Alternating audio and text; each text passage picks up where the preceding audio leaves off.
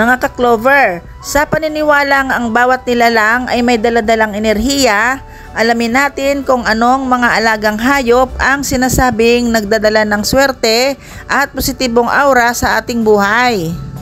Handa ka na bang tuklasin ang mundo ng mga maswerteng pets? Alamin natin. Number 1, goldfish. Ang goldfish ay simbolo ng yaman at kasaganaan. Ang kanilang patuloy na paggalaw ay kumakatawan sa daloy ng positibong enerhiya. Ayon sa paniniwalang Feng Shui, ang goldfish ay simbolo ng yaman at kasaganaan.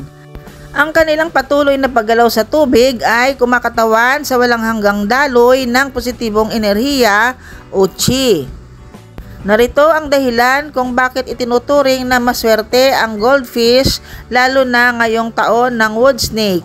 Sa madaling salita, ang pag-aalaga ng goldfish ay maaaring magdala ng mga sumusunod na benepisyo. Masaganang buhay, magandang kapalaran, positibong enerhiya at kapayapaan ng isip. Habang ang mga paniniwalang ito ay nakabatay sa kultura at tradisyon, ang pag-aalaga ng goldfish ay isang magandang paraan upang madagdagan ang kasiyahan at kagandahan sa iyong tahanan.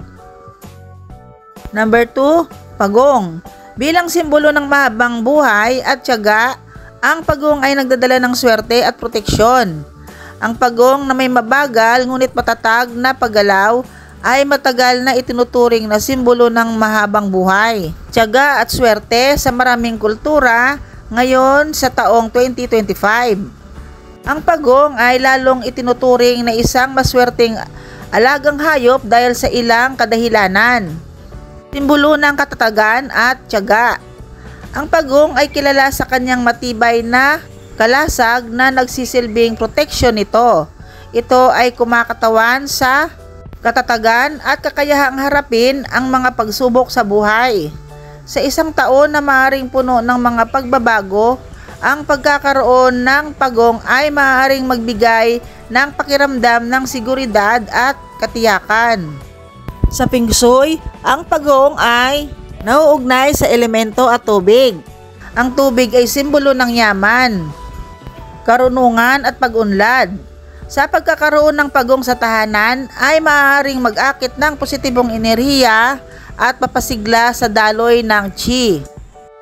Number 3, ibon, parrot o canary. Ang mga ibon ay kumakatawan sa kalayaan at komunikasyon. Ang kanilang maliliwanag na kulay ay nagdadala ng kagalakan at positibong aura. Narito ang ilang posibleng dahilan kung bakit maaaring may mga naniniwala na maswerte ang mag-alaga ng parrot. Simbolismo. Sa ilang kultura, ang mga parrot ay maaaring simbolo ng good luck, kalayaan o isang masayang buhay. Maraming mga kwento at alamat ang nauugnay sa mga parrot sa swerte o mga supernatural na kapangyarihan. Personal na karanasan. Maraming tao ang naniniwala sa isang bagay dahil sa kanilang sariling mga karanasan o sa mga karanasan ng kanilang mga kakilala.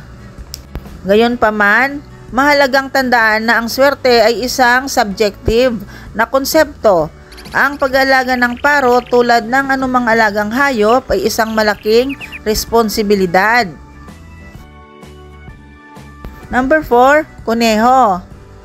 Ang kuneho ay simbolo ng pagkamayabong, swerte at bagong simula.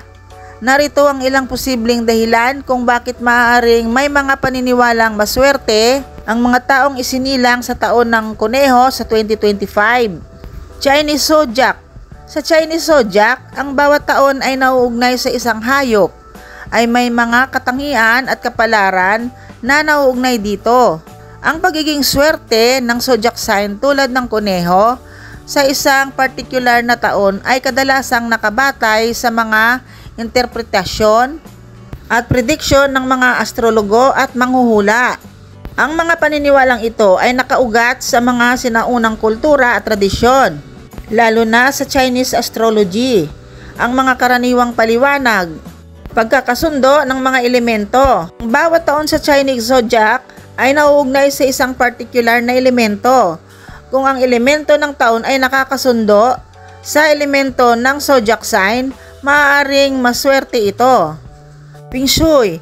Ang sinaunang Chinese art of placement na ito ay nagbibigay ng mga gabay upang ma-harmonize ang enerhiya sa isang espasyo. Ang mga taong ipinanganak sa taon ng kuneho ay maaaring bigyan ng mga particular na rekomendasyon sa Feng Shui para sa 2025. Number 5, pusa. Sa Feng Shui, ang mga pusa ay sinasabing nagtataboy ng masamang espiritu at nagdadala ng swerte. Kulay. Ang mga itim na pusa ay minsang itinuturing na maswerte sa isang kultura. Narito ang ilang mga kadahilanan kung bakit ang mga pusa ay madalas na nauugnay sa swerte. Simbolismo. Sa maraming kultura, ang mga pusa ay simbolo ng kalayaan. Ang mga pusa ay kilala sa kanilang kalayaan at independensya, na maaaring kumakatawan sa isang malayang espiritu at kakayahang umangkop sa mga pagbabago. Misteryo. Ang kanilang mga gawi at kakayahang gumalaw sa dilim ay nagbibigay sa kanila ng isang aura ng misteryo at intuition. Proteksyon. Sa ilang kultura, ang mga pusa ay itinuturing na mga tagabantay ng tahanan at mga tagapagtanggol laban sa masamang kapalaran. Bakit ang mga nabanggit na hayop ang maswerte? Elemento. Ang mga hayop na ito ay may mga katangiang kaayon ng elemento ng wood snake. Enerhiya. Ang kanilang mga kulay, paggalaw at mga katangian ay nagpapabuti sa daloy ng chi energy sa iyong tahanan. Simbolismo. Ang mga hayop na ito ay may mga espesyal na kahulugan sa iba't ibang kultura at paniniwala. Paalala. Ang pagbili ng alagang hayop ay isang responsibilidad. Bago ka magpasya, siguraduhing mayroon kang sapat na kaalaman at resources upang alagaan sila ng maayos. Ang mga impormasyong ito ay batay sa mga paniniwala at kultura. Paalala, ang mga alaga nating hayop ay bahagi na ng ating pamilya, kaya't bigyan natin sila ng pinakamabuti.